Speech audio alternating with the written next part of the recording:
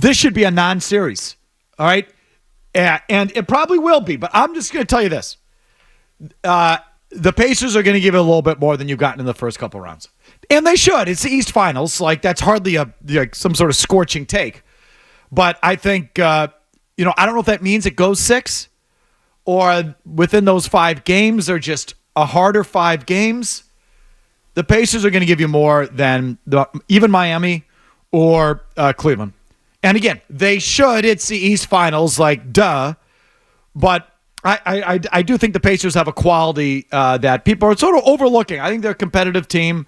They have a knack. I think Halliburton, kind of a big-time player. Mm-hmm. Kind of a this is my moment kind of player, which is important, obviously. They have size that I think can be problematic. I think the coach, and while I think Rick Carlisle is kind of a penis, and Jimmy Stewart knows why, it goes way back.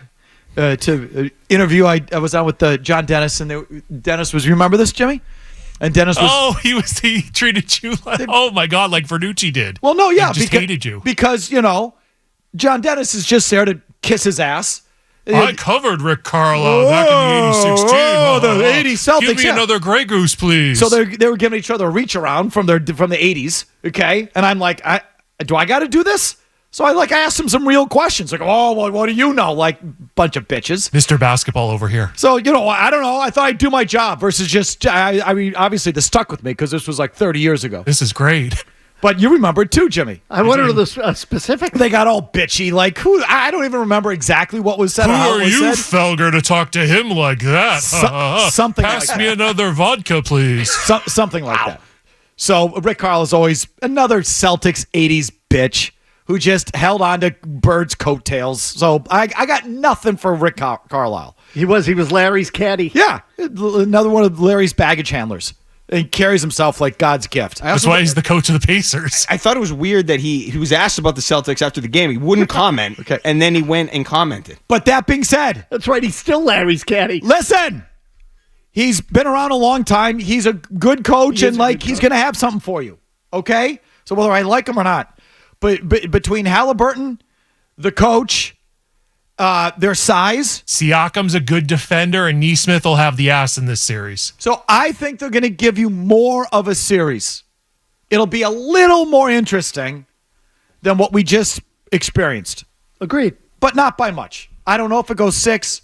The 5 games will be harder. And there. So, there's your Eastern Conference final preview. It's still just another warm-up for what could be an entire run of warm-ups. Yeah, the Pacers are going to want to play up-tempo, which works in the Celtics' favor, if you ask me, because the less physicality and the more space, the more the Celtics want to play, because the Celtics are soft.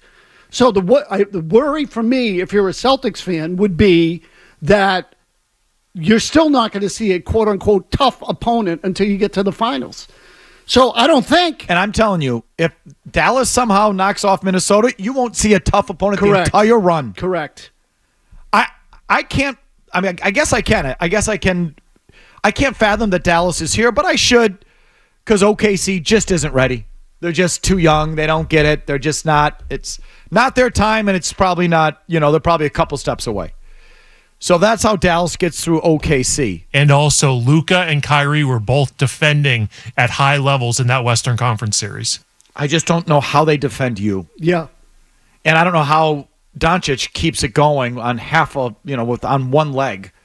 He's a horrible defender, but he tries, or he's trying. In the playoffs, he's trying. He's trying, but, I don't know. I just don't see Dallas. I don't see it. No, he doesn't have the athleticism to be a great defender, and Kyrie doesn't have the size. So they can try, but you can still exploit them. So, I mean, to me, if it's those two teams, if it's Indiana and Dallas, the Celtics are freaking walk in the park. If you have a problem with those two teams, something went really wrong. Really wrong. Now, Minnesota, you should still beat them. And without being seriously threatened, you should. You're farther along. You've been through it. It's your time. It's not their time. The 2 Minnesota games with the Celtics went to overtime, and you split with Minnesota. It's a tougher matchup. Minnesota defends, they have size, and they have 2 All-Stars. That's why they beat Denver. Do you think Minnesota's a tougher matchup than Denver, Jimmy? Yeah, I do. I don't. Me neither. I do. They're younger. They're more youthful. They got size. Okay. They were built to beat Denver. They did. And now they can beat you because through the transitive property, I believe, Denver beat you twice this year. Minnesota beat you 1 out of 2. But usually, I mean, the Celtics went 1-3 against those two teams. That's a way to look at it. Usually the younger teams, though, are at a disadvantage in that league. Correct. The older, the seasoning, like that sort of thing, we know how that works. Denver and Minnesota aren't that different in terms of, like, they have high-end talent, a couple of players. Denver's got the best player in the league. And they have athletic guys who can guard your wings. So, from that standpoint, they're similar. But the Celtics have more talent than Minnesota. And more high-end talent than Minnesota. Minnesota has that thing. They have an edge, and it starts with Anthony Edwards, and he's sort of injected that team. And the whole thing about losing to win. I sent you that cut, Jimmy, of Anthony Edwards and Towns at the podium yesterday. You hear this? Go ahead, Jimmy. This is for either one of you guys. And usually in NBA history, it says you have to lose and lose big before you win. What is it about this team that says we lost last year? Yeah, but that's different. You have to lose at a bigger stage. Usually, teams. It's the playoffs. We lost last year. We lost the last 2 years. Shit. Damn. How much more we got to lose? Yeah, how much you want us to lose? Been losing for 20 years. I mean, that's just the truth, dog. Damn. So that was more Towns than Edwards, but Towns is sitting next to Edwards.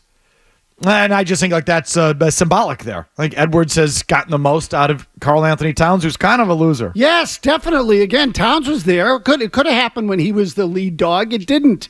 You know why? Because he's a wuss. Edwards got in there and completely changed the whole makeup and personality of the team, 100%. Celtics still shouldn't lose to these guys. Edwards brings people up. Tatum needs more people around him, more high-end players around him. Look at the Minnesota roster. Edwards has brought everybody around him up. Tatum they needed to add to. That should tell you who the better player and why Minnesota is a threat to win the championship this year. Edwards leads them. He leads them. If you like that clip, check out more videos from Felger and Mazz here. For more Celtics analysis and opinion, hit this playlist. And for all the latest from the Sports Hub, download the app at 985thesportshub.com.